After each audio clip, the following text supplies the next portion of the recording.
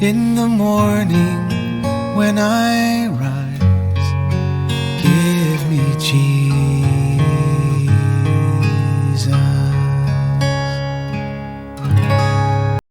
Good morning. Matthew chapter 5, the Sermon on the Mount, verse 10. Blessed are those who have been persecuted for the sake of righteousness, for theirs is the kingdom of heaven. Blessed are you when people insult you and persecute you and falsely say all kinds of evil against you because of me. That's Jesus talking. Rejoice and be glad, for your reward in heaven is great. For in the same way, they persecuted the prophets who were before you. Well, we saw that yesterday. Yesterday in Mark 13, we saw how Jesus said, "You will be hated by all because of my name, but the one who endures to the end, he will be saved." If you're serious about your salvation, then you don't care about what the world says. If you walk with Jesus, then you walk in rich abundance of life, and you realize the world can't even compete with the love of God and the riches of the kingdom that are ours, even in this realm when we walk with Jesus. Well, that was yesterday. Today, I'm going to read verses 14 through 20. And again, I'm going to say, a lot of people think that these scriptures are talking about the end times. And certainly, there are some applications of what's talked about here that might apply to us even now.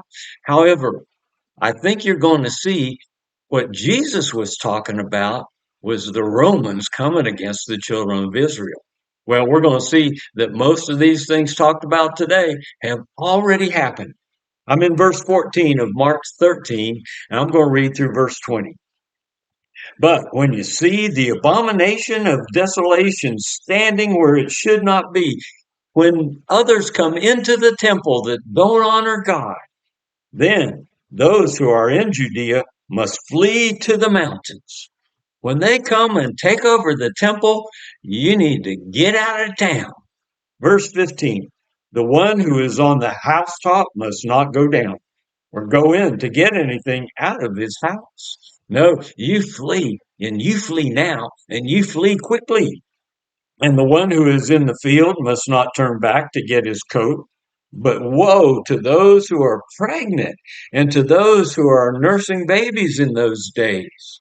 But pray that it may not happen in the winter. For those days will be a time of tribulation such as has not occurred since the beginning of creation, which God created until now, and never will be again. Unless the Lord has shortened those days, no life would have been saved. But for the sake of the elect, for the sake of those who walk with God, whom he chose, he shortened those days. Well, that happened when the Romans came up against the children of Israel. And so hopefully they heeded Jesus's warning, because if they didn't, then the Romans absolutely destroyed anyone who is left in Jerusalem. And Jesus said the temple wouldn't be any stones left on another, and there weren't. So Jesus was talking about the Romans coming against the Jewish people who are still in Jerusalem. He said, flee to the mountains if you hear someone coming and taking over the temple. Well, God bless you, who, as you consider today, they will come up against you, but you walk boldly with the Lord, and you don't worry about what this society or what the world is even saying. They aren't going to love Jesus. We know that, but you do. I look forward to being with you tomorrow.